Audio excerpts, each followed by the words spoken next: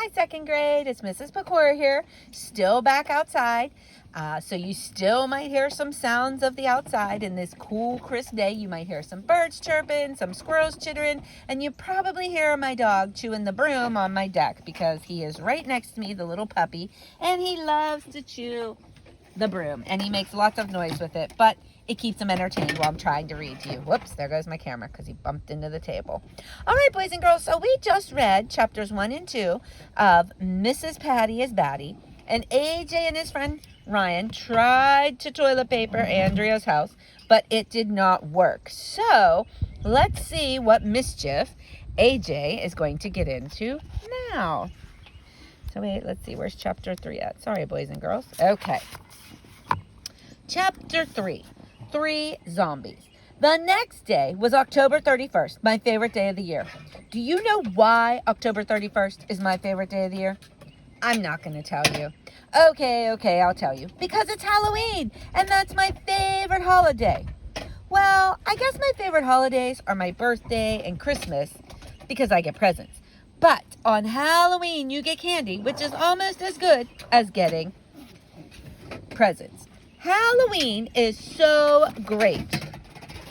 Try not to make sure that shadow's not on there, boys and girls, so you can follow along if you want. Halloween is so great. Think about it. All you have to do is walk around in a silly costume and people give you free candy. Hey, all year long they tell us not to take candy from strangers. And then Halloween comes and you have to. What's up with that? What could be better than that? It's a whole holiday devoted to getting candy. Whoever thought up Halloween was a genius. If you ask me, that guy should get the Nobel Prize. That's a prize they give out to celebrate the invention of the first bell. Oh, boys and girls, can you hear my puppy? He is just ripping around the deck, chasing his broom. Goodness gracious, sorry. When I marched up the front steps of the school, Mrs. Patty was standing in the hallway. She was dressed up like a witch. She had a long bent nose with a huge wart on it. How did that wart stay on? She must have glued it or something. It was gross. "I'll get you, my pretty," she shrieked, waving her broomstick at this girl named Annette. "And your little dog, too." "I don't even have a dog," Annette told her. The front steps were filled with kids dressed as SpongeBobs and Batmans and Oompa Loompas and all kinds of other weird creatures.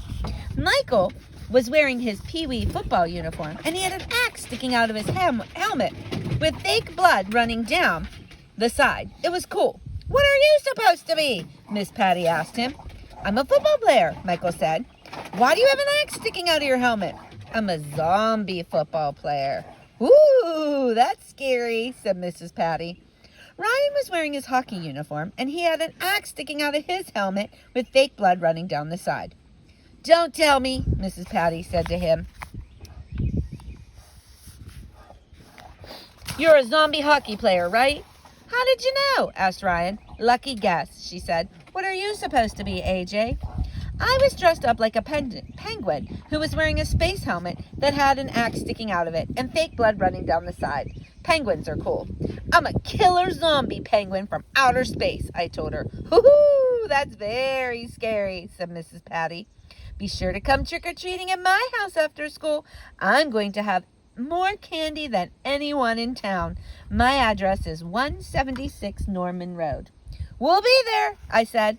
We were putting our backpacks into our cubbies when little Miss I Know Everything and her equally annoying cry-baby friend Emily came in. Andrea was dressed up like a ballerina, so of course Miss Showoff had to spin on her toes to let everyone know she could dance. What was her problem? Emily was dressed up like a queen. She had a crown on her head and this long robe that trailed behind her on the floor. "What's up with that?" "It's called a train," Emily told me. "No, it's not," I said. "A train is something you ride in that goes choo-choo." Everybody laughed, even though I didn't say anything funny. I thought those girls' costumes were lame. They weren't scary at all. It would have been a lot cooler if they had axes sticking out of their heads like us. "What are you boys supposed to be?" Emily asked me and Ryan and Michael. "None of your beeswax," I told her. "Or zombies," Ryan said.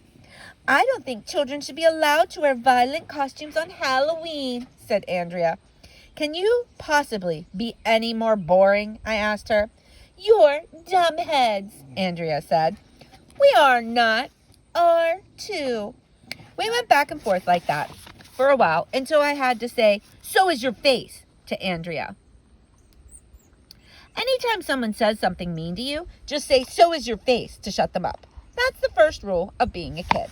Hey, Arlo, said Andrea, I brought a present for you. She calls me by my real name because she knows how much I hate it. Ryan and Michael started giggling. Ooh, Ryan said, Andrea brought AJ a present. They must be in love. When are you two gonna get married? Asked Michael. If those guys weren't my best friends, I would hate them. Andrea opened her backpack and took out a roll of toilet paper. You must have dropped this outside my house last night, Andrea said. I guess you were having a bathroom emergency. I hate her. Why can't a truck full of toilet paper fall on her head? Andrea handed me the roll. I didn't know what to say. I didn't know what to do. I had to think fast. I wasn't at your house last night, I lied. I was at my class. Class, she asked. What's that?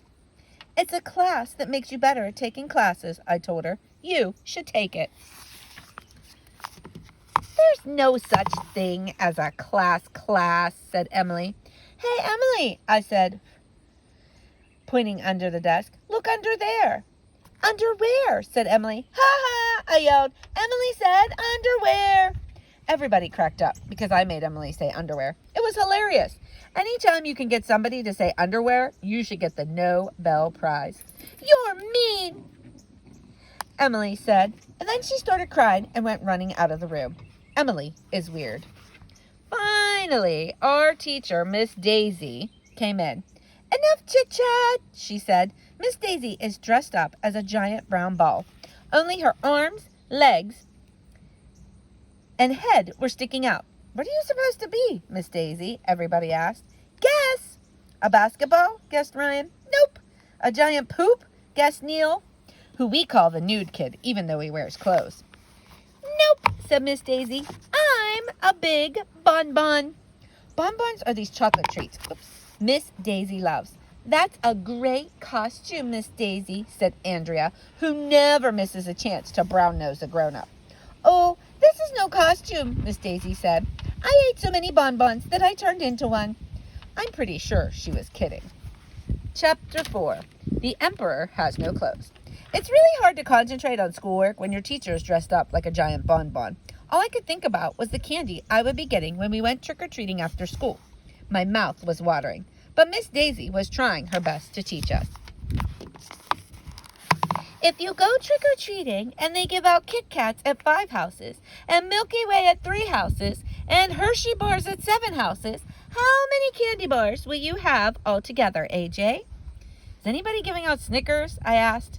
That's irrelevant, said Miss Daisy. No, it's not, I told her. An elephant is a big animal with a long trunk. Everybody laughed, even though I didn't say anything funny. I hate Snickers, said Neil the nude kid. My favorite candy bar is the Three Musketeers. Let's try to stay on task, shall we? Said Miss Daisy. Teachers are always telling us to stay on task. That means we have to talk about boring stuff instead of interesting stuff, like candy bars. I like Twizzlers, said Ryan. Twizzlers aren't candy bars, said Michael. They're licorice. Ugh, licorice is yucky, said Neil the nude kid. It gives candy a bad name. We went on like that for a while. Nobody could agree on which candy bar was the best.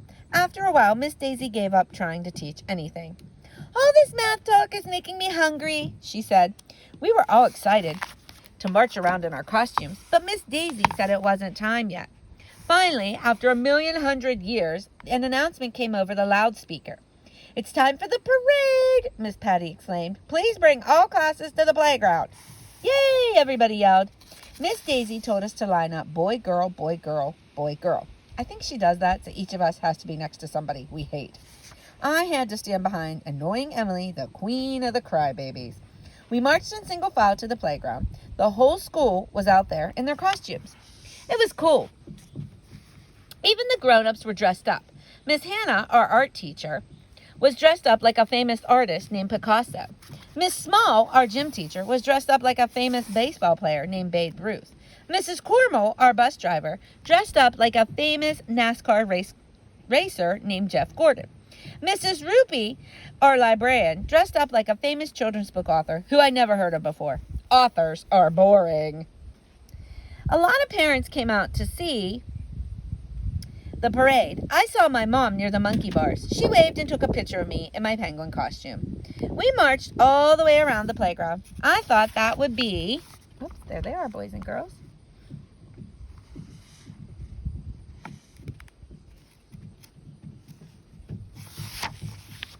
Oops, sorry. Oh, goodness, they're sticking.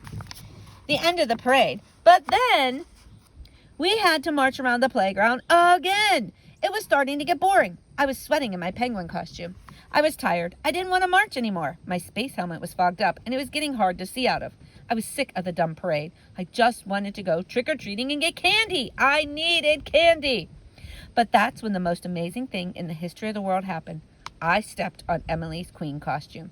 I didn't mean to step on Emily's queen costume, really. I was minding my own business, marching around the playground, but her dumb train thing was dragging on the ground behind her, and I couldn't see through my space helmet. And I guess I got too close to her, and I stepped on the train. It might have been okay, except that Emily kept right on walking, like she didn't even know I was standing on her train. What a dumbhead. Anyway, it must have been some cheap costume, because it ripped really easy. The next thing anybody knew, Emily's whole costume was on the ground, and not on Emily. Look, someone shouted, underwear. Well, the only thing funnier than getting someone to say underwear is actually seeing someone in their underwear. That's the first rule of being a kid. And Emily was standing in the middle of the playground in her underwear. There were even flowers on it. Everyone was pointing and laughing. It was hilarious, a real Kodak moment, and we saw it live and in person. You should have been there. I hope my mom took a picture. Hey! Emily screamed, AJ stepped on my train! It's a train wreck, I said. Get it? But Emily didn't think my joke was very funny. She started crying, of course, and went running off the playground. I don't even know where she went. Well, nah, boo-boo on Emily. That's what she gets for dressing up like a dumb queen anyways. All right, boys and girls, we're going to stop there. So stay tuned for tomorrow, the next 2 chapters of Miss Patty is Batty.